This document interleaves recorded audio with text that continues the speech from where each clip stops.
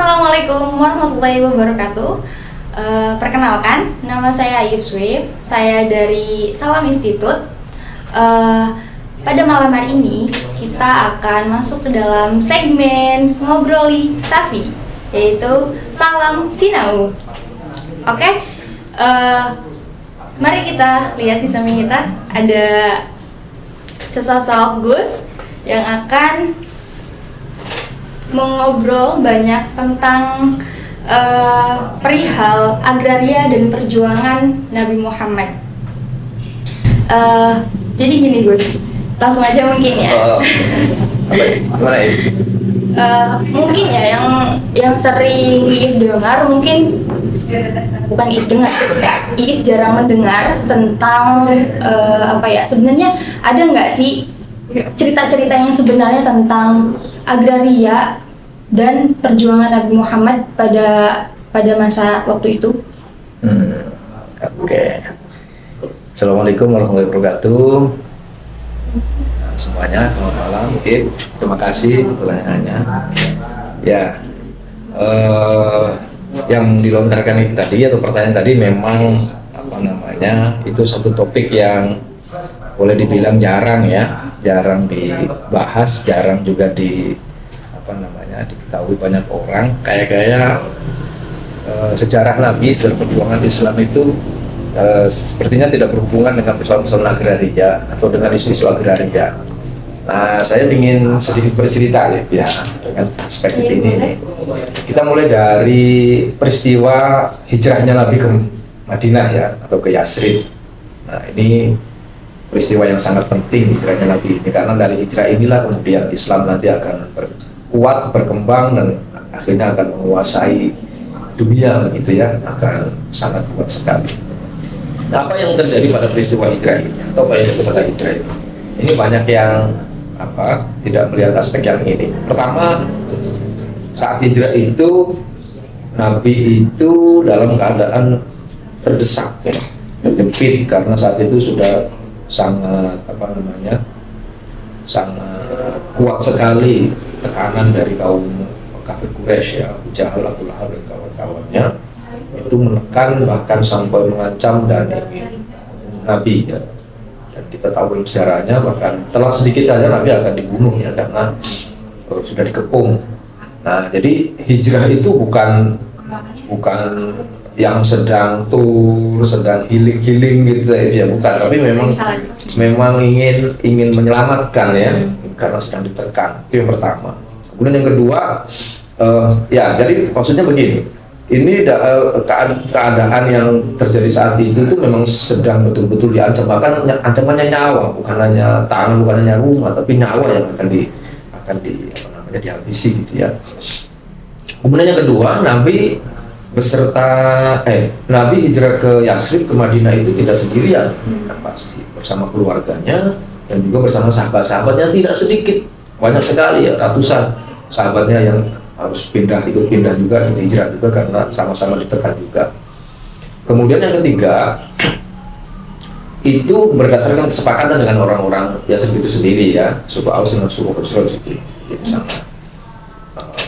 Nabi diminta oleh mereka untuk ke Yasrib karena ada persoalan sosial, konflik di antara mereka yang tidak bisa mereka selesaikan, dan mereka berharap Nabi bisa menyelesaikan ke sana.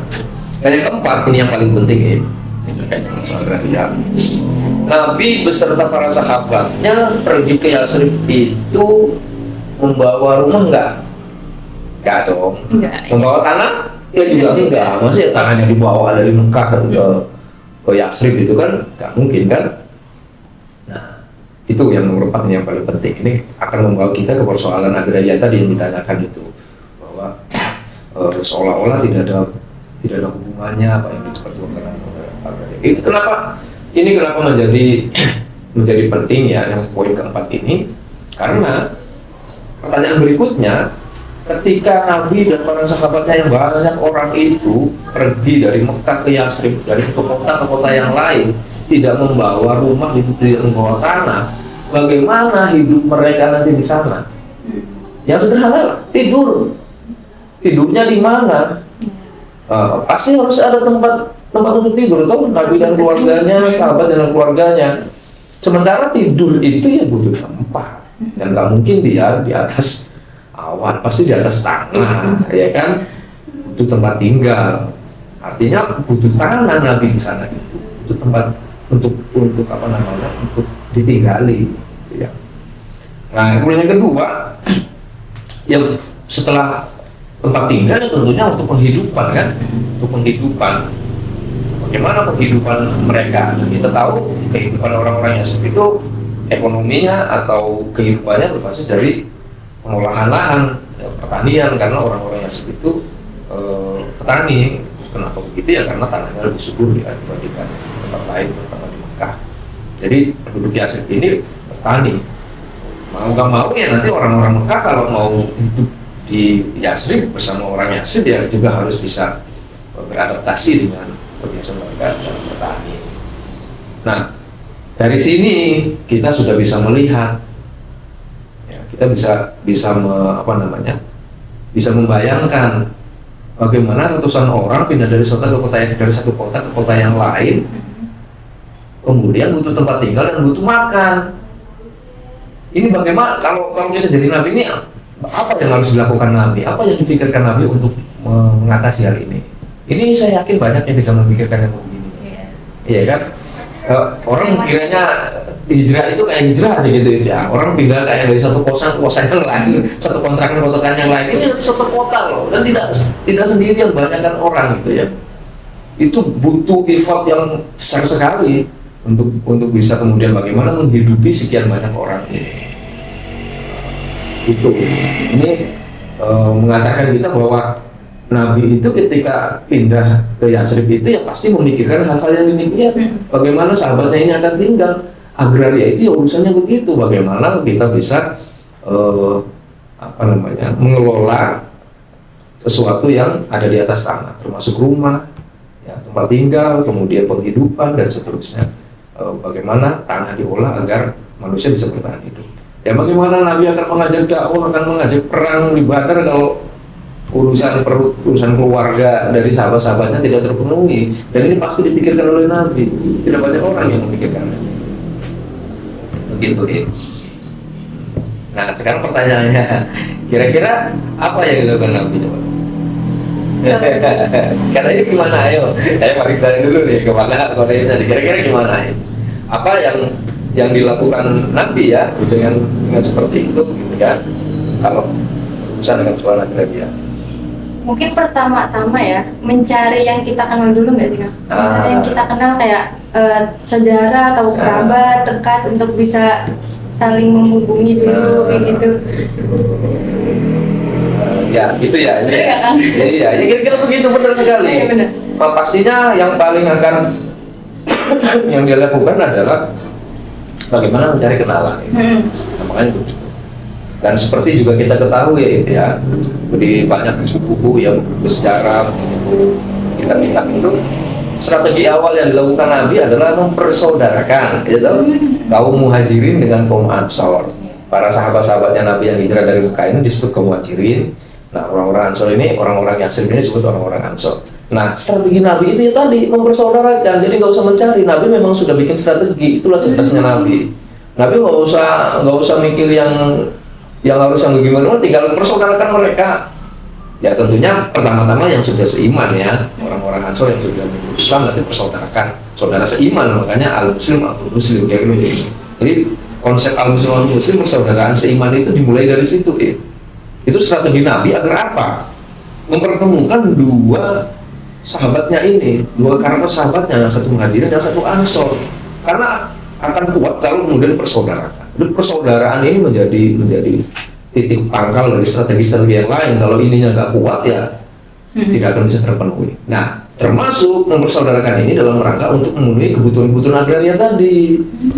Kalau sudah dipersaudarakan, ya sahabatnya Nabi dari kaum muhajirin, ya sementara tinggal dulu di rumahnya saudaranya yang ansor, ditampung dulu, gitu kan? Tinggal sementara di situ. Tapi apa selamanya? Ya nggak mungkin. Pasti suatu saat pasti harus memiliki tempat tinggal sendiri, harus memiliki sumber ekonomi sendiri. Tapi untuk untuk mengawali ya, untuk membuat ketahanan keluarga di awal itu strategi yang sangat jitu. Makanya kalau kita mencocokkan dalam gerakan agraria dimanapun ya, ini termasuk koruptor agraria yang biasanya kita temui ya, kawan-kawan misalnya di mana-mana itu ya, pertama-tama kita yang cari saudara, jangan cari musuh. Kita cari saudara, siapapun yang ada bersama warga di situ ya, misalnya kemarin kita ke Wadas ya, terus ke pada Rincang, ke Cipanas, kita banyak saudara, termasuk juga di kawasan pesisir ya, Citemuan, Kuartulur. Kita cari saudara. Makanya kalau dalam pesantren ekologi kita itu kan, kalau mau cari tempat tinggal itu kan cari yang base camp itu cari yang tempatnya di situ ya, dan mereka mendekatkan dulu dengan masyarakat. Kan ini prinsip penting dalam sebuah gerakan agraria. Dan ternyata jitu sekali yang dilakukan Nabi ini. Ya, para sahabat muhajirin ini tidak perlu bingung nanti akan tinggal di mana dan bagaimana, sudah akan diladeni atau dilayani untuk sementara oleh saudara-saudaranya yang Ansor ini. Itu yang pertama, untuk menanggulangi itu. Nah itu kan sementara. Lalu berikutnya bagaimana? Apakah itu selamanya menginap gitu ya, numpang? Ya enggak dong. Pasti akan dipikirkan kelanjutannya. Makanya ini yang paling penting lagi. Pertama-tama yang kemudian dilakukan Nabi, kalau numpang kan sementara ya, yang lebih esensi, yang lebih fundamental adalah bagaimana menata, mengelola, memanage persoalan kepemilikan tanah dan pengelolaannya di Yasrib. Karena kalau tidak ditata ulang, tidak dikelola ulang, orang-orang muhajirin tidak akan bisa mengakses terhadap tanah. Sementara tanah ini ya butuh untuk tempat tinggal, butuh untuk tempat bersandar, termasuk juga butuh untuk kebutuhan hidup. Orang Yasrib hidupnya dari tanah, dari mengolah lahan, ya orang-orang muhajirin pun harus mengolah lahan, sementara mereka tidak punya lahan.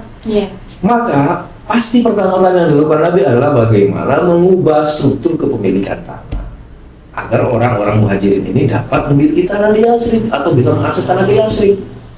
Nah kalau sudah begini, apa namanya kalau bukan aktivis agraria Nabi ini? Nabi itu aktivis agraria karena dia melakukan reform, melakukan perombakan sistem pemilikan tanah. Karena kalau struktur pemilikan tanah nggak diubah, ya teman-teman mungkin bisa hidup Nabi dan sahabatnya di situ. Sementara mereka nggak bisa akses ke tanah gitu ya. Ini penting sekali. Jadi Nabi melakukan reforma agraria, mau nggak mau. Kalau nggak begitu ya nggak bakal bisa tinggal gitu kan. Nah ini yang membuktikan, kalau tadi pertanyaannya apakah benar, ini yang jelas lebih membuktikan lagi. Ya, ini jelas membuktikan nggak mungkin Nabi tidak melakukan perombakan ya sistem pemilikan tanah atau menata ulang. Itu Nabi memahami itu harus ditata ulang. Karena kalau begitu orang bisa hidup orang-orang muhajirin di Yasrib. Maka itu bisa saya tekankan tadi ya. Kan dari sinilah kemudian isu-isu agraria itu sebenarnya sangat dekat dengan kehidupan Nabi dan sejarah perjuangan Islam. Karena nggak mungkin akan menghadapi kekuatan kafir Quraisy. Ya orang-orang Mekah itu kalau urusan internal umatnya sendiri beliau masih kalah kabut, masih kacau balau. Dan urusan yang paling fundamental dalam kehidupan masyarakat itu ya tanah, karena untuk rumah dan seterusnya gitu kan. Nah, kira-kira apa yang dilakukan Nabi ya? Jadi saya tanya lagi kan, kira-kira apa yang dilakukan Nabi kalau begitu tuh? Tadi mungkin seperti singgung sama Gus ya, tentang penghidupan. Berarti butuh makan dong. Nah, soal ketahanan apa ya? Untuk menghidupi keseharian. Mungkin dengan bertani. Mungkin dengan terus juga dengan apa ya? Sering dengar kisah-kisah Nabi yang bahwa beliau adalah seorang mujarat atau pedagang. Mungkin hasil dagang hasil pertanian itu bisa untuk dijual belikan kayak gitu. Itu benar nggak? Oke, ya benar sekali. Ya ini yang perlu pertama-tama dipahami ya, bahwa karakter masyarakat Yasrib sama Mekah itu berbeda sekali.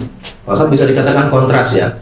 Kenapa? Karena satu, orang-orang Mekah itu, masyarakat Mekah itu hidup di wilayah yang tandus, yang tidak bisa untuk bercocok tanam. Jadi nggak mungkin mereka akan mengaturkan hidup sama pertanian. Kenapa ya? Karena tanahnya nggak bisa ditanami gitu. Termasuk Nabi nggak pernah punya pengalaman menanam gitu ya. Pernah ya kalau menanam sekedarnya ya iya, tapi untuk menjadi penghidupan itu enggak ya, karena memang tanahnya tandus. Begitu pun para sahabat, sahabat Umar, sahabat Utsman dan seterusnya sama. Makanya mereka kebanyakan berdagang. Kalau berdagang itu mereka nggak harus mengandalkan bahan baku dong, bisa saja dari orang lain ya. Kemudian dijualkan. Di pedagang itu kan reseller sebenarnya, menjualkan barang orang lain kan. Apalagi di Mekah, ya, saya sedikit cerita di Mekah ini. Mekah itu kan punya Ka'bah ya. Ka'bah ini sebagai simbol sakralitas dari orang-orang Arab, ya bukan hanya Mekah. Kenapa? Karena ada Nabi Ibrahim dulu yang membongkar Ka'bah itu. Jadi hampir semua keturunan Arab itu ya takdim kepada Ka'bah karena dianggap situs peninggalan leluhur mereka Nabi Ibrahim.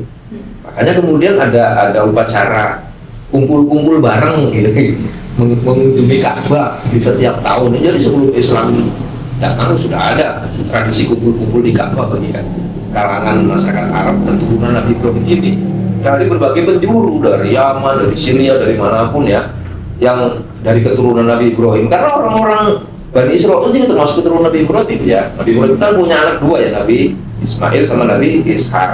Nanti Nabi Ishak punya anak Nabi Yakub. Dari Nabi Yakub inilah kemudian nanti keturunan berbagai nabi. Lalu semua nabi itu keturunan Nabi Yakub, kecuali Nabi Muhammad saja keturunan Nabi Ismail. Tapi semuanya keturunan Nabi Ibrahim.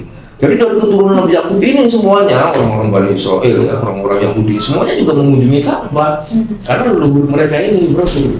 Di situlah diuntungkannya Mekah karena punya Ka'bah ini. Setiap tahun didatangi berbagai macam orang. Ya orang datang itu ya dengan membawa berbagai macam perbekalan, tuh ada yang membawa baju, makanan. Nah, orang-orang Mekah ini dia menjadi sebagai panitianya gitu ya. Dia panitia keamanan, dia panitia ya memenuhi kebutuhan makan mereka dan seterusnya. Plus juga menjadi reseller ya, menjualkan. Misalnya ada orang Yaman ditanya sama dia, "Tuan, dari mana Tuan?" "Kami dari Yaman." "Tuan membawa apa di sini?" "Kamu berapa lama di sini Tuan?" "Wah, ya sebulan lah kami mau di sini." "Oh, silakan Tuan. Tuan sudah punya tempat tinggal?" "Oh, belum." Nah, mereka akan siapkan tempat tinggal. Terus, "Tuan butuh makan?" "Oh iya dong pasti." Nah, mereka akan siapkan makan. Ini uang semua ini. Ya itu pendapatan atau penghasilan orang-orang tadi dari situ melayani tamu itu. Lalu kemudian "Tuan bawa apa?" "Oh, saya bawa ini baju-baju dari Yaman." Kalau ini Tuan mau jual nggak?" "Ya kalau ada yang suka silakan saja." "Oh baik Tuan, saya tawarkan ke orang lain ya." Nah begitu kan, lalu dia bawa tawarkan dari Tuan, "Ini berapa harganya?" "Ya 5.000 lah misalnya, 5.000 dinar misalnya gitu ya." Nah dia cari pembeli bisa ditawarkan 7.000 dinar kan, dia dapat untung 2 dinar. Jadi begitu dari seller. Begitulah caranya orang Mekah hidup, karena mereka nggak punya sumber bahan baku ya, apalagi yang sektor pertanian, makanan dan seterusnya, karena susah sekali. Ini orang Mekah. Nah, corak karakternya orang Mekah begitu, termasuk Nabi dan para sahabatnya seperti itu. Nah, berbeda dengan orang Yasrib, dengan orang Madinah, karena tanahnya lebih subur. Karena Madinah itu lebih subur, ya nanti bisa dicek sendiri kalau ke sana ya. Lebih subur ya. Ya kalau sekarang Mekah juga udah banyak tumbuh-tumbuhan ya, dengan tumbuh-tumbuhan gitu ya. Tapi untuk perkebunan segala macam ya itu Madinah lebih subur. Makanya orang-orang Madinah ini hidupnya ya dari mengolah lahan, berbeda dengan orang Mekah. Mereka menggarap lahan ya, ya seperti tani lah ya, berkebun dan seterusnya, nanti panen lalu mereka jual dan seterusnya. Nah, ini dua karakter berbeda, makanya yang berbeda, makanya Nabi pintar sekali strateginya mempersaudarakan keduanya. Gitu. Nah ini nanti persaudaraannya dahsyat sekali, makanya kenapa Islam begitu kuat itu karena persaudaraan dua karakter masyarakat yang berbeda ini. Nah, apa itu ini? Yang pertama tadi ya, setelah orang-orang muhajirin mendapatkan tempat sementara untuk tinggal. Kan nggak selamanya, mungkin sehari 2 hari masih disuguhi makanan sama saudaranya yang Ansor, tapi nggak mungkin terus-terusan dong. Mereka juga akan harus mencari makan sendiri orang Mekah. Bagaimana mencari makannya? Sementara untuk berdagang itu pastinya susah. Kenapa? Karena akses perdagangannya diblokade sama orang Quraisy ini.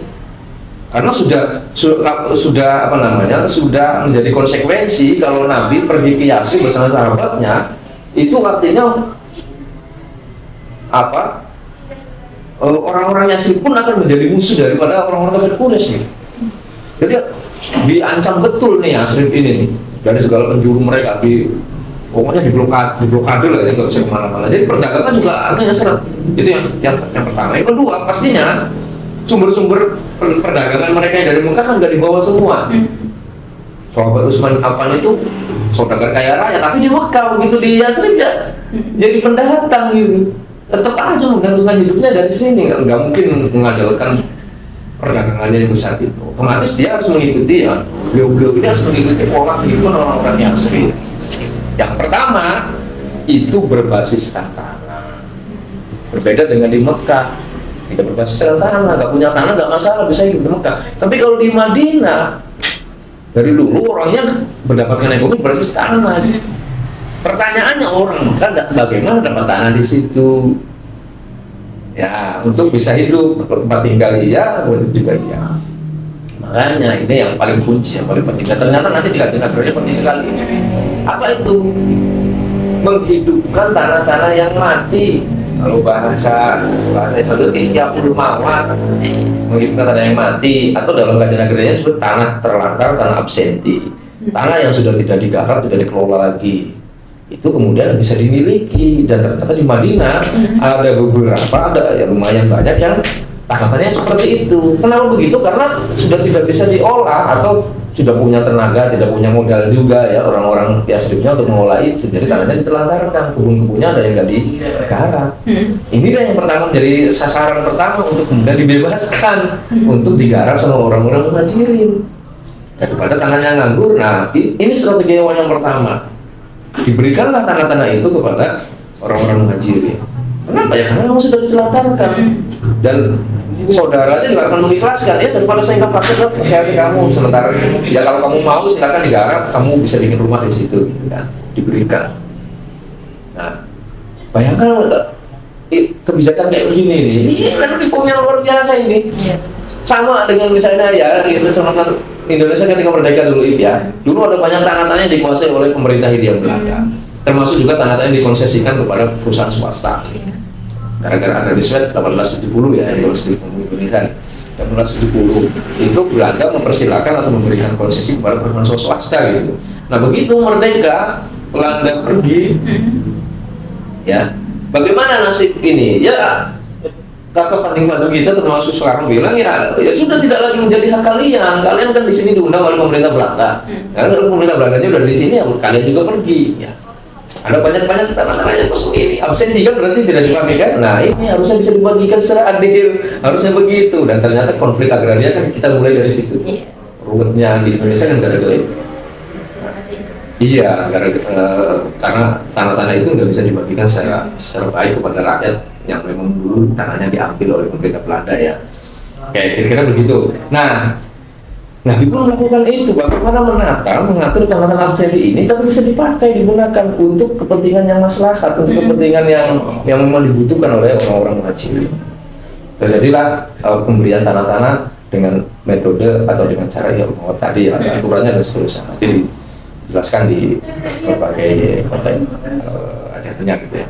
Nah, berikutnya yang kedua, itu kan pasti tidak terlalu mencukupi tanahnya kan, tidak banyak ya.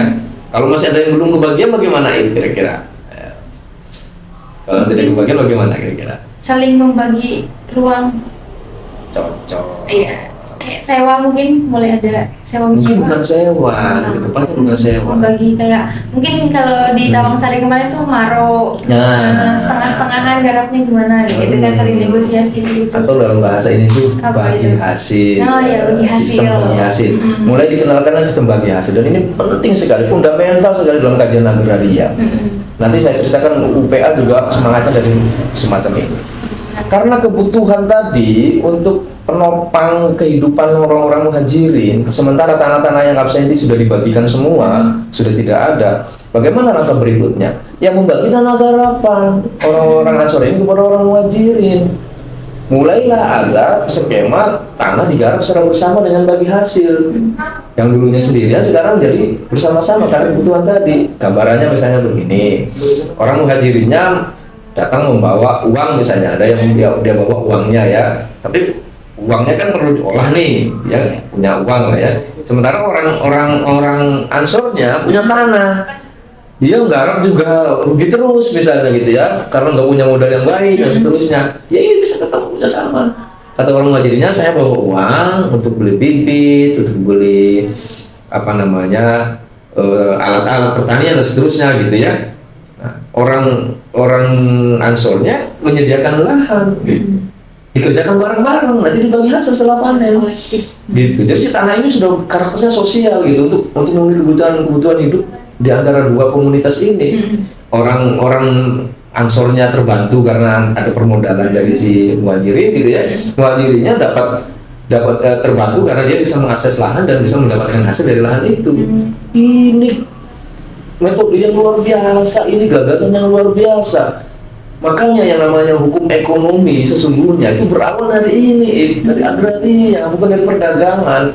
Nanti ada dikenal ada mudoroba, musyarakah gitu ya. Kalau mudoroba itu nanti si apa namanya si modal ini dimiliki oleh satu orang ya, pemilik modal ya. Nanti mempekerjakan orang itu mudoroba. Kalau yang 50-50 kayak tadi itu nanti musyarakah. Kedua-duanya prinsipnya sama, nanti bagi hasil. Jadi si tanah ini digunakan, dimanfaatkan secara bersama-sama untuk kemudian hasilnya dibagi bersama gitu. Dan tidak dikenal sistem sewa.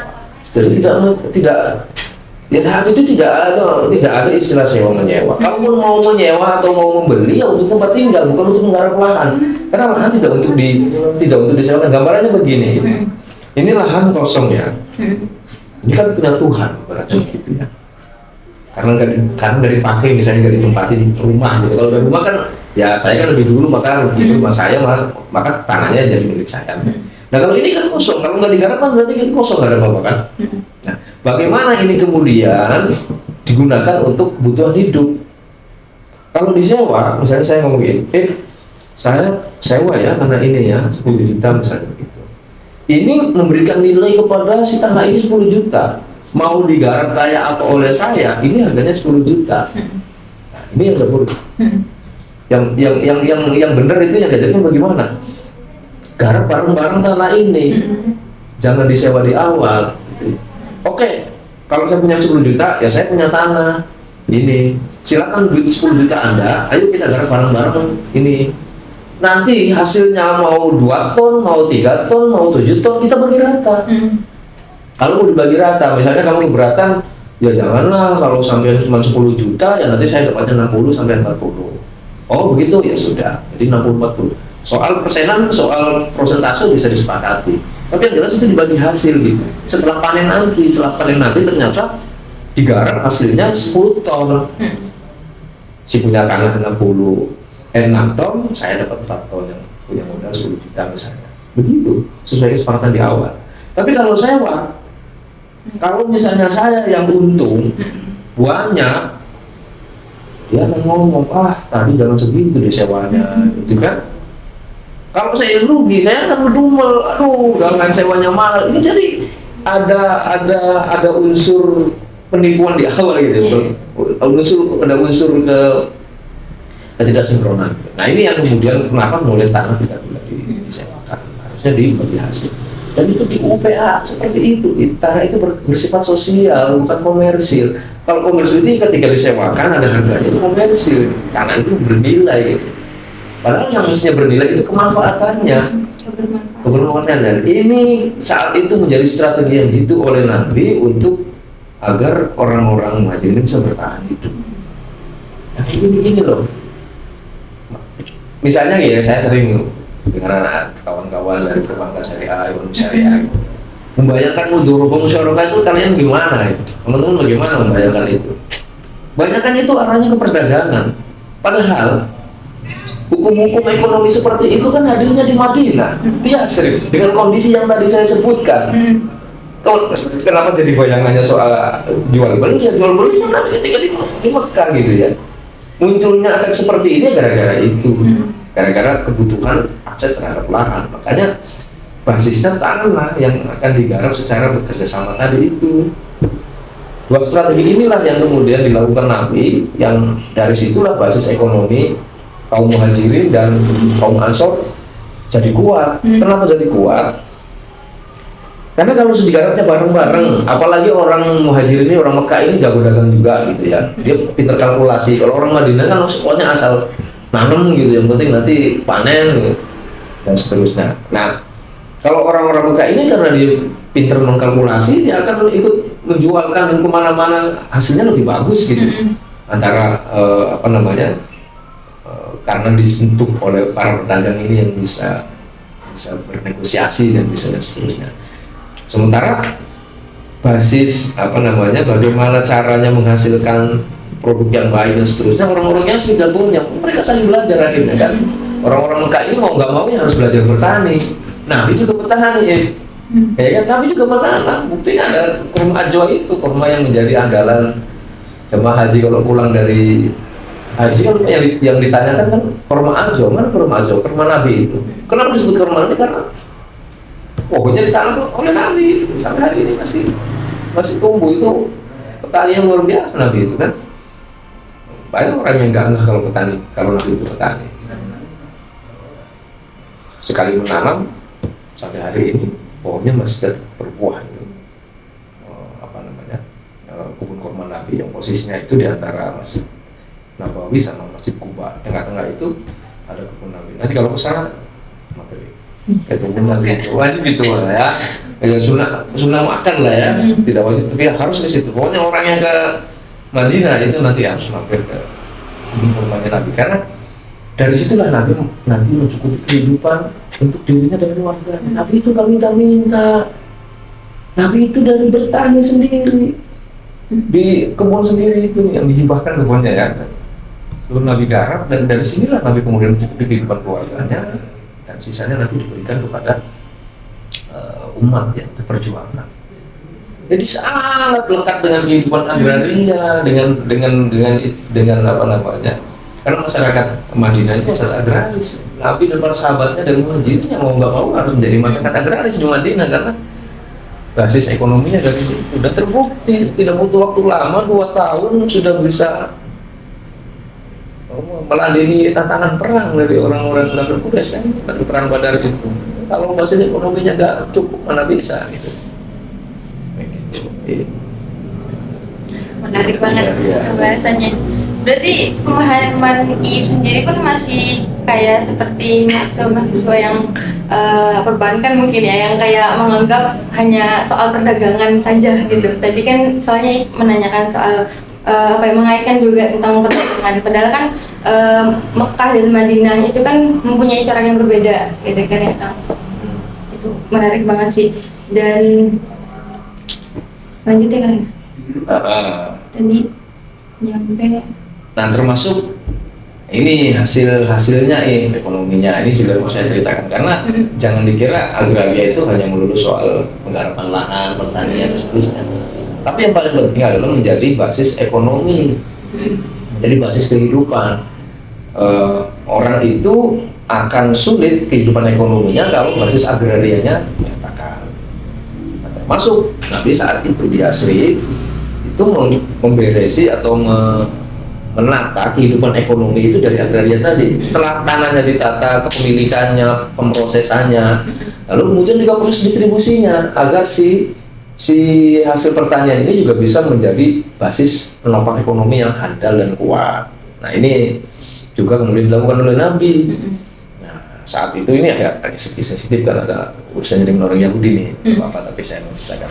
Karena saat itu pasar ya, atau basis ekonomi secara umum itu dikuasai oleh kelompok-kelompok Yahudi.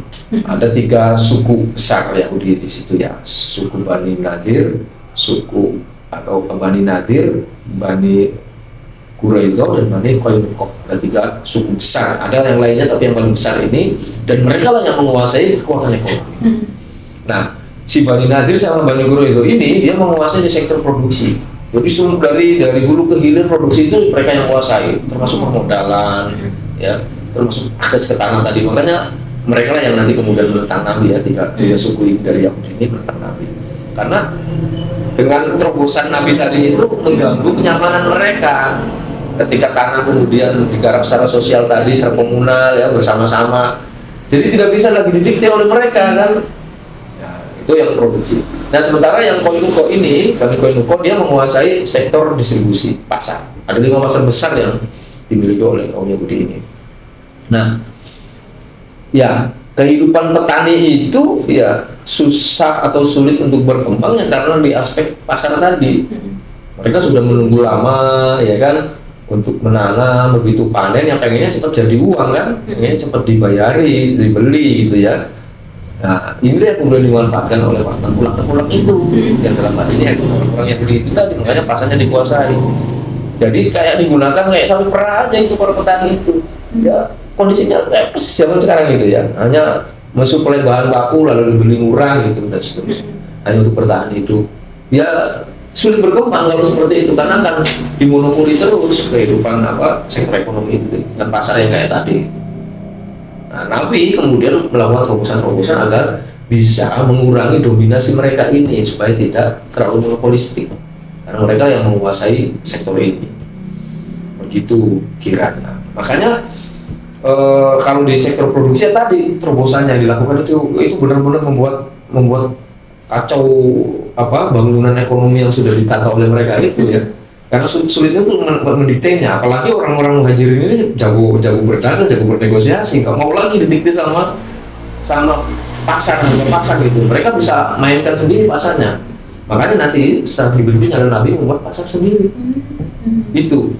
Nabi itu membuat pasar, jadi tidak membunuh 5 pasar yang dibuat mereka, juga tidak menghentikan proses-proses kejahatan mereka secara langsung, tapi dibunuh secara perlahan. Pertama dari aspek penggarapan lahan tadi mereka sudah mulai kacau gitu ya. Nah begitu hasil produksi ternyata dipasarkan di pasar sendiri yang itu lebih egaliter, lebih demokratis gitu ya, tidak dimonopoli harganya, kekuatan dominatif dari modal itu ditekan. Sekedar gambaran ya Kak. Nah, itu misalnya ya pasar yang mereka miliki itu nanti akan ditata sesuai dari kepemilikan modalnya. Misalnya yang paling depan itu nanti disewa sama orang-orang yang modalnya lebih besar gitu. Jadi kalau orang-orang yang nanti punya modalnya kecil akan dapatnya di belakang gitu. Jadi lebih mengutamakan orang-orang yang punya modal besar dulu. Itu kelompoknya mereka sendiri. Ya persis kayak zaman sekarang gitu ya. Orang-orang yang mau mengakses ke dana dan ke modal ke bank ya kalau cuma punya bank tabungan di salah satu bank cuma 10 juta ya yang lebih dari ukurannya orang punya 2 miliar lah di situ ya. Nggak perlu minta pun akan ditanya, Pak apakah ada gitu ingin pembiayaan Pak gitu kan 2 miliar nih. Bahkan direkturnya bisa datang ke rumahnya dia untuk memberikan pelayanan. Jadi yang punya tabungan 10 juta di situ, mau pinjam 2 juta aja nggak bakalan kasih, susah sekali. Akan dilayani orang yang lebih punya modal. Dan itu yang dilakukan. Pasarnya karakternya seperti itu. Nah, Nabi membuat pasar dengan karakter yang lebih egaliter demokratis. Tidak ada monopolistik. Silakan siapa bisa bersaing secara bebas. Jadi kehadiran kekuasaan itu dalam rangka itu. Kalau yang mendominan ya ditekan. Nah, itu yang dilakukan Nabi. Makanya kemudian pasar pun jadi bisa dikuasai. Dan dengan cara itulah kemudian pelan tapi pasti bangunan ekonomi itu mulai terbentuk ya. Kan soal politiknya itu dibuat, politik dan hukum itu dibuat Piagam Madinah. Jadi Piagam Madinah itu satu kesepakatan orang-orang yang ada di Yathrib ya, baik yang datang dari Mekah Muhajirin ini maupun yang sudah tinggal di Yathrib dari hubungan manapun, suku manapun, agama manapun, bersama-sama untuk membangun Yathrib. Oke, bagian intinya mereka oke gitu. Pas begitu bagian ekonomi itu akan menghambat atau akan menyinggung ya, akan bersinggungan dengan kepentingan ekonomi mereka orang-orang yang begini. Makanya kemudian awal mula pemberontakan, awal mula pengkhianatan mereka itu gara-gara kepentingan ekonominya digabung. Itu orang-orang Yahudi ini nih. Makanya kan lalu mereka kemudian melakukan persekongkolan, pengkhianatan dengan orang-orang kafir Quraisy untuk membunuh Nabi dan saat itulah mulai terjadi peperangan. Jadi kalau tidak terjadi pengkhianatan sih Nabi masih toleransi, tidak diapa-apain mereka ini. Hanya ketika berkhianat lalu kemudian ingin ingin membunuh ya membahayakan jiwa Nabi dan para sahabatnya lah, kemudian mereka diserang. Ini yang perlu juga dilihat gitu ya. Nabi itu nggak pernah pertama-tama menyakiti, itu nggak pernah kalau udah diawali itu ya. Dan mengatur ekonomi yang lebih egaliter kan tidak menyakiti, harusnya memang seperti itu kan, merekanya aja yang memang monopolistik, jadi merasa terganggu dengan ide itu. Kalau mereka memang karakternya tidak monopolistik, pengen hidup bersama, bisa bersama-sama untuk berkembang sih nggak bakalan marah begituin kan ya. Nah, pentingnya dari sini ya, bahwa keadilan agraria itu terkait dengan keadilan kehidupan. Kalau akses terhadap sumber-sumber agraria itu dikuasai oleh segelintir orang, yang kemudian sumber agraria akan meladeni hanya orang-orang ini, halayak kemudian tidak terlayani. Mestinya sumber-sumber agraria ini bisa dikelola secara bersama-sama untuk kepentingan bersama. Itu prinsip dalam ajaran Islam, dalam ekonomi Islam itu tidak boleh ada monopolistik ya. Saya kasih gambaran sedikit ya untuk masalah ini yang saya ceritakan ya. Saat itu ada satu sumur ya, sumur Romah namanya, sumur Romah yang itu menjadi sumur andalan di Yasrib karena itu sumber airnya bagus ya, besar, dan itu bisa menghidupi banyak orang. Tapi ternyata saat Nabi di sana ini dikuasai oleh orang namanya Romah ini, dan dia komersilkan, dikuasai untuk dijual belikan. Orang-orang yang mau akses air di situ dia harus membeli, dan itu sangat memberatkan karena dia menjadi monopolistik, menguasai. Padahal itu kan sumur ya, entah dari mana sumber mata air itu ciptaan Tuhan kan, kenapa jadi kamu beli itu? Tentang tanahnya ada di situ. Harusnya sumber-sumber agraria yang kayak gini ini nggak boleh dikuasai oleh segelintir orang untuk kepentingannya dia manfaatkan itu. Nah, terus berdiskusi lah ya Nabi dengan para sahabatnya, dan bikin sayembara atau ngomong kepada sahabatnya, silakan siapa yang bisa bernegosiasi dengan Roma untuk membeli sumber itu. Sahabat Utsman lah kemudian ya, karena yang paling kaya di antara sahabat Nabi, sahabat Utsman ini. Ya, saya coba akan maju. Jadi bernegosiasi lah sahabat Utsman dengan Roma ini. Tadinya nggak mau sama sekali, wah dibujuk dirayu nggak mau. Ini orang serakah ya, nggak mau. Bagaimana nggak mau, ini kan hak saya, kamu nggak bisa memaksa saya. Iya, tapi ini kayak kayak gitu dirayu-rayu, nggak bisa. Akhirnya punya ide, ya, semua punya ide. Nah, coba dibagi dua aja. Saya bayar beli sesuai yang kamu minta, penuh. Tapi saya minta gantian, sehari nanti punya kamu, sehari punya saya, kata Utsman. Gitu, ya kan? Nah, bodohnya orang Yahudi ini kan orang tamak ya, dia mikirnya duit udah dapet, bagian masih dapat kata dia kan. Bodoh juga nih Utsman nih. Ngapain juga dia kasih penuh tapi masih dikasih akses ke saya. Oke, kata dia. Mau Utsman, mana duitnya? Dia sebutin, dia bayar. Ya udah, mulai besok itu punya kamu ya, lusa berarti punya saya, besoknya lagi berarti punya kamu lagi, besoknya lagi punya saya. Deal. Ya sudah, jadilah begitu. Sahabat Utsman mengumumkan kepada halayak, kepada rakyat Madinah, semuanya itu sumur sudah saya beli setengah ya. Jadi kalau hari ini nanti punya dia, besok punya kita. Silakan semuanya ambil air sebanyak-banyaknya. Kira-kira besoknya lagi tidak semua ambil. nggak perlu ngambil lagi karena udah ada stoknya gitu. Wah, ternyata begitu. Terjadilah seperti itu. Pas besok orang-orang ngambil banyak. Oh, kan boleh kan dia ngeliatin aja. Wah, orang-orang pada rebutan gitu ya. Kamu rebutan. Besok kamu akan kesini nanti bisa harus bayar ke saya. Udah. Nah pas besoknya lagi ditungguin sama dia, gak ada yang datang. Bodoh ini orang ini. Gak ada yang datang, gini. Gak ada yang datang dari pagi sampai siang sampai sore sampai malam. Wah, pas besok rame lagi. Wah, kan dia akhirnya gigit jari kan, kesel juga merasa ditipu. Ya salah sendiri kan 400 kan.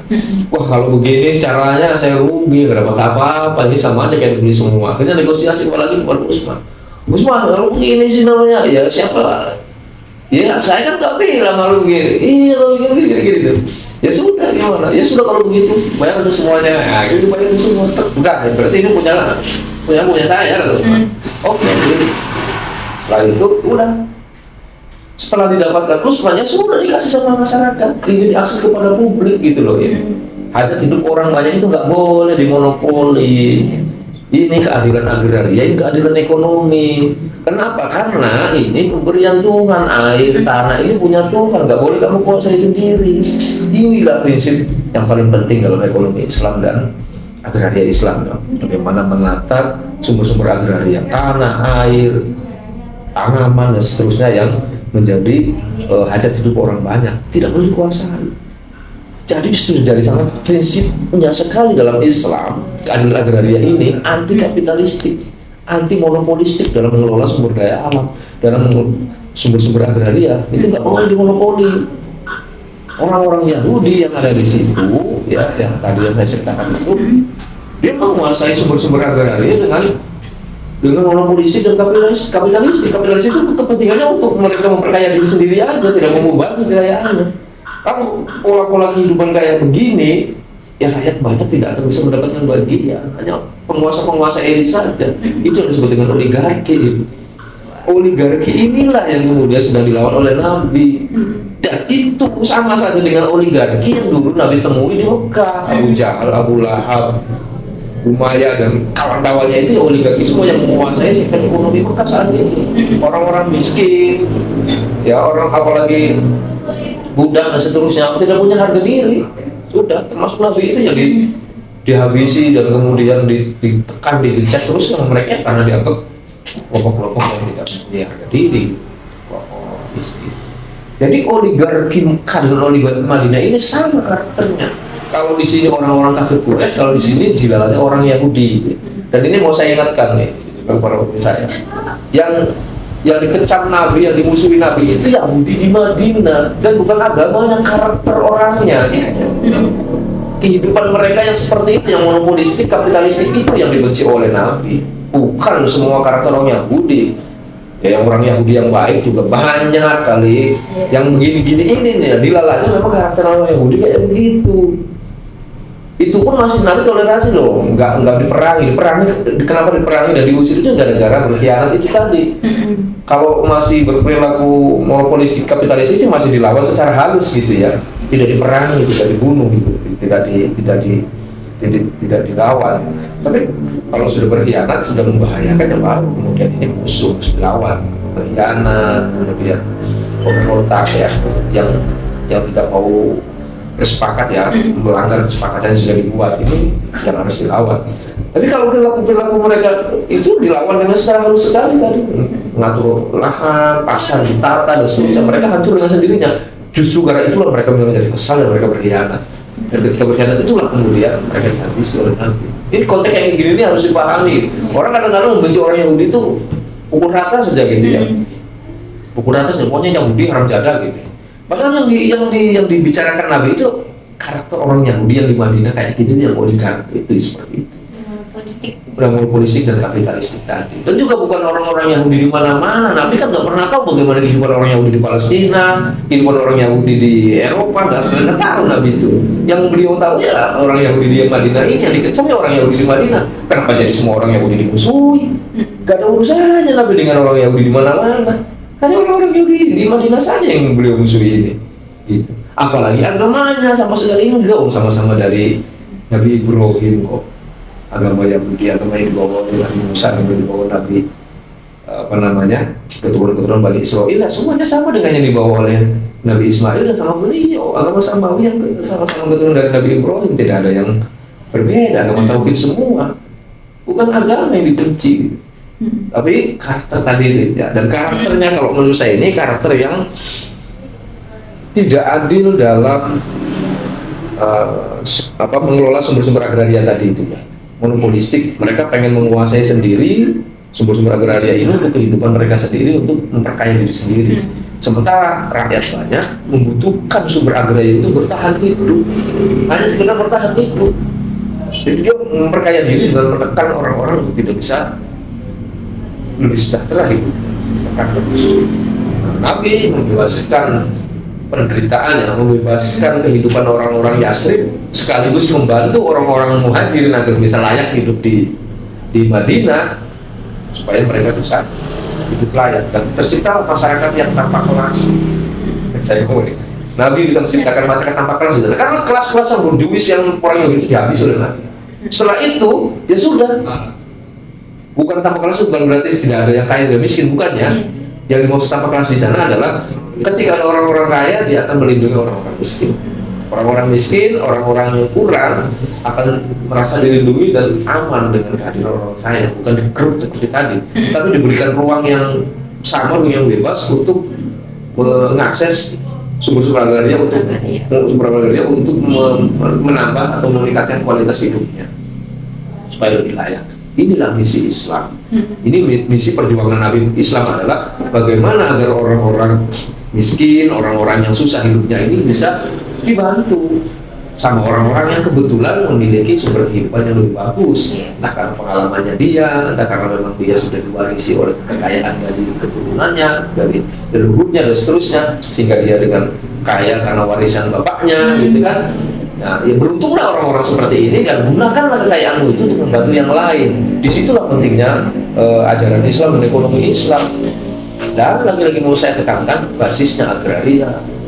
Karena sumber-sumber ekonomi akan bisa dicukupi dengan baik dengan sumber-sumber agraria. Gitu. Jadi mulai hari ini, ya harus yakin saya kayaknya, Nabi itu aktivis agraria. Agraria itu jangan dimaknai yang bagaimana agraria itu ya bagaimana mengolah lahan, mengolah sumber kehidupan yang ada di lahan itu ya, lahan, tanah, air dan seterusnya. Karena di situlah sumber kehidupan. Dan Nabi memperjuangkan itu agar bisa mendapatkan kehidupan yang layak untuk sahabat-sahabatnya. Dan masyarakat adil atau berkeadilan yang beradab itu adalah masyarakat yang bisa seperti itu, masyarakat yang egaliter, masyarakat yang sama rata itu ya, masyarakat yang ya tidak ada yang orang yang merasa lebih hebat, lebih tinggi lalu dia seenaknya memperlakukan yang lain. Itu yang terjadi di Madinah sebelum nantinya al-yauma akmaltu lakum gitu. Nah, atmamtu alaikum itu. Sebelum itu, ya Nabi menata dulu begitu sudah selesai semua, masyarakat yang macam beginilah yang diinginkan oleh Islam. Masyarakat yang seperti inilah yang kemudian mestinya ditata dalam kehidupan ini. Makanya saya bilang tidak ada pernah tata kehidupan masyarakat yang sehebat yang Nabi bangun di Madinah sebelum dan setelah itu. Itu Nabi kita, itu orang kita bangga. Terserah yang lain bangga. Saya sih sebagai umatnya beliau ya saya harus bangga. Saya sangat bangga sekali dengan apa yang beliau lakukan di Madinah. Dan saya dengan sangat bangga mengatakan kalau Nabi adalah seorang aktivis yang melakukannya dengan luar biasa dengan tempo yang sesingkat-singkatnya. Kurang lebih cuma 10 tahun. Nah, ini penting juga nih. Cuma sampai 10 tahun loh. Nabi di Madinah itu 10 tahun. Beliau hijrah itu umur sekitar 2 tahun. Diangkat jadi Nabi 40 tahun ya. Antara tahun ke-10 atau tahun 11 lah diantaranya. Tahun ke-12 karena Isra Mi'raj itu di tahun ke-10 atau ke-11. Jadi beliau berusia 51 atau 51 dan setahun setelah itu kemudian hijrah ke Yasrib ya. Jadi sekitar antara 52 atau 53 tahun sudah 10. Nah ini juga, jadi saya ingat mau saya sampaikan lagi nih. Ya, Nabi menjadi pejuang kemudian ke Yasrib jadi aktivis agraria itu umur 52 tahun ya. Ini baru umur 28 tahun aja kan rasanya udah tua. Saya baru 44 tahun rasanya saya udah gak bisa ngapa-ngapain. Baru 44 tahun loh rasanya udah tua, gak mau ngapa-ngapain. Nabi 52 tahun dan nanti di perang Badar berarti 54 tahun perang mengangkat senjata melawan para oligark Abu Jahal, Abu Lahab, Umayyah, bunuh-bunuhan di medan perang umur 54 tahun. Sudah aki-aki sudah tua. Nah, umur 44 tahun rasanya udah tua, nggak mau ngapa-ngapain kan? Aneh. Itu loh, kawan-kawan itu aktivis-aktivis yang waktu mudanya udah keluar-keluar gini-gini, kayak paling revolusioner. Umur 43 tahun rasanya udah tua, nggak mau ngapa-ngapain, pengen menikmati hidup. Lah, Nabi umur 54 mau ngangkat senjata melawan oligark kok di medan laga di perang Badar itu. Dan sahabat-sahabat Nabi juga tua-tua semua loh. Abu Bakar masih lebih tua lagi, sahabat Abu Bakar itu kan. Sahabat Utsman lebih tua lagi. Paman beliau Hamzah, sahabat Hamzah yang memimpin perang Badar itu yang jadi panglimanya, ya lebih 10 lagi pamannya kok. Jadi jangan lu bayangkan perang Badar itu, yang perang itu orang-orang muda kayak pemimpinnya itu orang-orang tua. 50 tahun, 60 tahun memimpin perang Badar itu loh. Kita gaya-gayaannya umur 40 tahun. 40 tahun itu belum apa-apa. Jadi kalau Nabi saya ya, Nabi seumuran saya 45 tahun itu lagi hebat-hebatnya menyebarkan ajaran kebenaran di Mekah loh. Lagi hebat-hebatnya dimusuhi. Makanya saya di umur segini kalau kemudian baru menghadapi orang yang menekan saya dari jabatan saya itu apa? Nabi malah ngeri umur segini udah dikejar-kejar, udah dimusuhi, dilempar kotoran, dilempar batu seumuran saya itu. Gaya-gayanya orang segini udah ngerasanya tua, nggak mau ngapa-ngapain ya. Ini penting, ini Nabi kita loh ya teman-teman, ini Nabi kita, bukan siapa-siapa, Nabi kita ini. Mau lihat bawah yang perlu saya tekankan itu, beliau berjuang di Madinah 10 tahun itu dalam usia 52 tahun sampai meninggalnya umur 63, kurang lebih 10 sampai 11 tahun di Madinah berjuang mati-matian ingin membangun masyarakat yang berkeadilan, masyarakat yang beradab dengan luar biasa, dengan gigihnya, dengan memimpin orang-orang yang lebih sepuh lagi, umurnya 60 tahun ke atas itu. Makanya sahabat Umar ya, sahabat Abu Bakar, sahabat Utsman itu lebih sepuh lagi. Sahabat Hamzah, banyak lagi sepuh sahabat-sahabatnya Nabi. Ya walaupun yang muda-muda juga banyak, ya seperti pasukan perang. Tapi komandannya, pemimpinnya itu orang-orang sepuh. Dan Masya Allah, ini yang harus benar-benar kita renungi ya, kawan-kawan semua. Harus kita renungi, Nabi loh umur sesepuh itu masih berjuang bagaimana menghidupi bukan hanya dirinya tapi keluarganya dan para sahabatnya yang banyak itu dibawa dari satu kota ke kota yang lain, yang dikejar-kejar oleh orang-orang yang kurang ajar itu, bandit-bandit takut Quraisy itu, jalan juga habis itu kejar-kejar membunuhnya gitu loh. Ini harus benar-benar refleksi. Makanya kalau saya berjuang di Salam Institute, di Pronadi untuk mendapatkan modal ya, di FNKSDA, saya bukan meniru siapa-siapa. Saya tidak berguru ke siapa-siapa. Guru saya adalah guru utama saya adalah beliau ini. Berjuang membela rakyat miskin, berjuang membela rakyat tertindas, orang-orang yang bernasib kurang baik ya, karena kekayaannya, budak. Beliau ini ya, pasukannya beliau ini kan para budak, para miskin ya. Bilal, sahabat Bilal ya, sahabat Abu Hurairah itu aduh, miskin sekali. Orang yang makan sehari-hari aja susah sekali. Beliau sendiri yatim-piatu dan seterusnya. Perjuangan membantu, membela, membebas kaum tertindas dan kaum Ustadz Afid ini yang dilemahkan itu menjadi inti dari ajaran Islam. Saya berguru kepada beliau, seberguru-bergurunya bagaimana hidup saya akan abdikan untuk itu, untuk berjuang membela mereka sampai kapanpun. Karena Nabi pun sampai akhir hayat seperti itu. Masa saya ada berhentinya? Ya lucu. Saya belum waktu lalu dah, saya diem aja lah, nggak mau ngapa-ngapain umur 50 tahun ya. Nabi aja sampai meninggal berjuang kok, mati-matian bagaimana membangun masyarakat yang beradab, nggak ada lelahnya, nggak ada letihnya sampai meninggal. Katanya mau meniru Nabi, sesuatu hasanah kepada Nabi. Ya itu harus ditiru. Nabi berjuang menjaga aktivis agraria. Nabi berjuang bagaimana membela orang-orang miskin, orang-orang tertindas ya, membantu kehidupan mereka agar lebih layak. Ubah sistem ekonomi yang menindas, ubah sistem ekonomi yang kapitalistik, monopolistik, yang lebih egaliter, lebih demokratis, lebih beradab, sehingga semua bisa menikmati sumber-sumber ekonomi dari sumber-sumber agraria yang ada. Itu, dan Nabi berhasil. Tidak perlu angan-angan, Nabi berhasil di Madinah menciptakan keadaan seperti itu. Tidak perlu banyak teori seperti yang tokoh sebelah itu. Membayangkan masyarakat tanpa kelas di Eropa. Mana pret, nggak akan kejadian sampai hari ini. Dia cuma membayangkan pengen menciptakan masyarakat tanpa kelas di Eropa. Nabi sudah melakukan berapa jam lalu, ya kan, ratusan tahun yang lalu Nabi sudah melakukan itu. Ngapain kita berguru ke mereka? Jelas ini ada guru yang lebih hebat, Nabi kita. Pelajari itu dengan lebih baik lagi, kawan-kawan. Nabi kita sudah mencontohkan hal yang luar biasa, bagaimana membangun peradaban umat manusia dengan lebih baik. Makanya harus lebih baik lagi membaca sejarah Nabi itu. Aspek-aspek kemanusiaan yang macam begini yang harus dibongkar, yang harus kembali kita baca ulang, kita pelajari ulang, kita perdalam ulang. Lalu kita coba aplikasikan bagaimana cara kita membantu petani, membantu nelayan yang saat ini hidupnya sangat susah. Karena apa? Karena ditindas oleh sistem yang membuat mereka jadi susah untuk bisa lebih baik.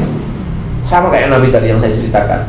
Yang membuat orang-orang Yasrib susah berkembang ya karena ada sistem ekonomi yang monopolistik dan kapitalistik yang dilakukan oleh oligark Yahudi tadi. Makanya susah berkembang. Begitu ini dihancurkan, ya bisa karena sistemnya udah diubah. Iya kan? Sistemnya ini yang harus diubah. Makanya kalau membantu petani, membantu nelayan, apa yang membuat mereka jadi seperti itu? Sistemnya harus diubah. Berat ya pasti, namanya berat. Berat itu pasti. Ya namanya berjuang. Kalau nggak mau berat, nggak usah berjuang. Udah aja, ngomong-ngomong aja tuh. Iya gak ya? Nah, itu yang agraria itu maknanya seperti itu. Orang-orang kadang-kadang masalahnya memahami agraria itu hanya persoalan pertanian, hanya persoalan pertanahan. Padahal ini adalah soal hidup dan mati. Soal bagaimana orang mempertahankan hidup. Oke? Kira-kira begitu ya. Kalau dari saya, pada malam ini harus yakin Nabi itu aktivis agraria dan berjuang bersama kaum tertindas dan mustadafin untuk membela dari tekanan dan tindakan dari kaum kapitalis oligark yang monopolistik dan hanya ingin memperkaya sendiri untuk menikmati hidup sendiri tanpa mengubah kepada yang lain.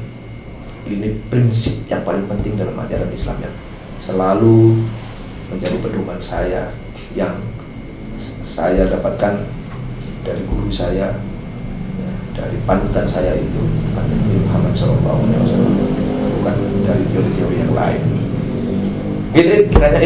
Wah, menarik banget teman-teman. Bahwasannya tadi Gus sangat memaparkan begitu banyak hal tentang agraria dan perjuangan Nabi Muhammad pada masa itu. Sejarah-sejarah yang sering kita terlewatkan, jadi kita mengetahui banyak hal tentang analisis yang lebih dalam terkait korelasi antara agraria dan perjuangan Nabi. Dan perlu kita garis bawahi juga bahwa Nabi adalah seorang aktivis agraria dan memperjuangkan kelas-kelas, baik itu kelas mustadafin, kelas yang tertindas, yang perlu kita dorong dan perlu kita melindunginya. Bisa langsung aja Gus, statement yang kira-kira mengubah dunia dan sebenarnya perlu kita dalami lagi tentang sejarah perjuangan Nabi Muhammad ini. Ya, baik, sebagai penutup ya, pertama yang pertama teman mesti diingat bahwa Nabi ketika mengajarkan atau menyampaikan ajarannya itu tujuan utamanya adalah untuk menjadi untuk membuat kehidupan umat manusia ini menjadi lebih baik ya pastinya. Kalau bahasa ininya itu ini nama buas itu diutang nama kalimat akhlak itu dalam pengertian yang lebih luas tadi ya. Kehadiran beliau ini untuk mengubah banyak hal menjadi lebih baik, terutama kehidupan yang bermasalah dalam artian orang-orang yang miskin, orang-orang yang tertindas ya, atau orang-orang yang lemah dan dilemahkan ini bagaimana agar bisa menjalani kehidupan bisa lebih baik, termasuk beliau sendiri termasuk golongan kaum yang dilemahkan ya, karena yatim piatu dan seterusnya dalam struktur kehidupan masyarakat Arab itu dianggap tidak berarti ya. Perbudakan dan seterusnya ini yang harus kemudian dibela ya. Makanya Nabi ini sebagai Nabi pembebas, membebaskan umat manusia menuju kepada kehidupan yang lebih baik. Nah, terutama sekali agar kehidupan ini bisa lebih baik adalah bagaimana penopangnya itu atau penopang kehidupannya yang dalam hal ini adalah sumber-sumber agraria tadi yang saya sebut itu ya, sumber-sumber ekonomi agraria, sehingga manusia ini bisa hidup dengan lebih layak. Karena nyatanya pada saat Nabi hidup itu sumber-sumber ekonomi ini dikuasai oleh segelintir orang itu disebut dengan oligark itu ya. Kalau di Mekah itu ya berarti orang-orang kafir Quraisy itu yang menentang dakwah Nabi.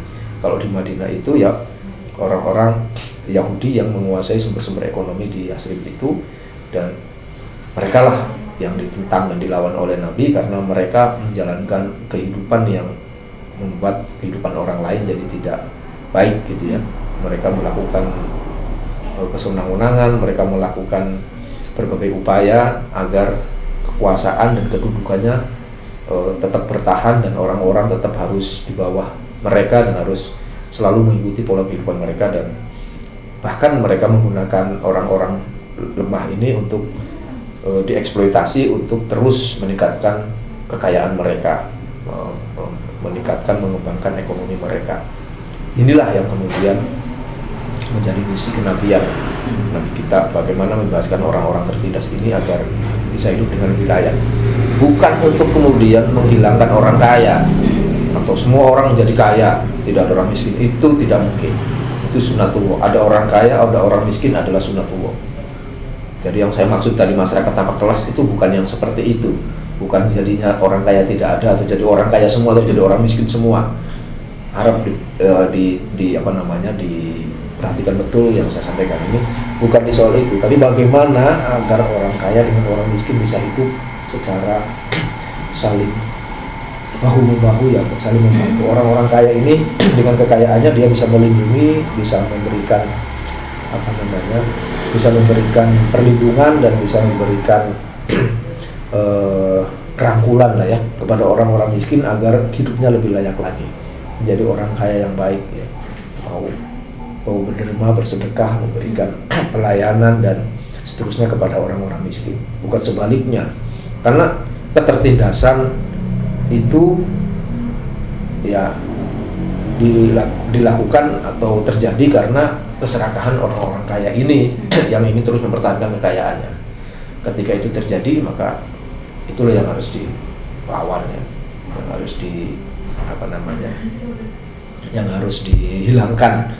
Dan Nabi dalam secara panjang perjalanan dakwahnya itu dalam rangka itu, bagaimana menciptakan kehidupan yang lebih beradab, berkeadilan bagi semuanya. Dan terakhir saya mau tegaskan, ini basisnya adalah basis ekonomi dan basis agraria. Karena orang-orang ya kita hidup ini adalah sumber-sumber agraria itu, tanah, air dan seisinya gitu ya. Disitulah kita akan bisa menikmati atau bisa bertahan hidup. Nah, kalau tempat untuk bertahan hidup ininya dikuasai oleh segelintir orang dengan semaunya sendiri secara monopolistik dan kapitalistik, mereka hanya menumpuk harta dan kekayaannya untuk kepentingan mereka sendiri dan golongannya, ya ini orang-orang yang akan membuat kehidupan orang lain jadi sengsara ya. Mereka inilah musuh, mereka inilah yang harus dilawan oleh ajaran Islam, karena Nabi tidak suka dengan perilaku mereka seperti itu, dan Nabi berusaha berjuang untuk bagaimana mengubah tatanan itu agar lebih adil.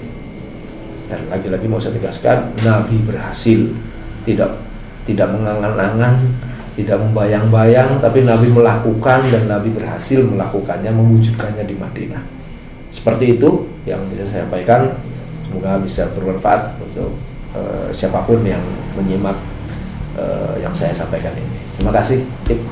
Terima kasih sangat luar biasa untuk Gus pada malam hari ini telah meluangkan waktunya dengan memberi kita sebuah pengetahuan atau khazanah sejarah baru bahwa sebenarnya Nabi kita yaitu seorang aktivis agraria yang sangat luar biasa yang memperjuangkan kemaslahatan dan keadilan dan kesejahteraan bagi umatnya. Mungkin segitu dulu teman-teman. Nanti kita pasti akan ada kelanjutan dari acara-acara ngobrolisasi, yaitu Salam Sinau. Jangan lupa untuk like, comment, and subscribe. Assalamualaikum warahmatullahi wabarakatuh.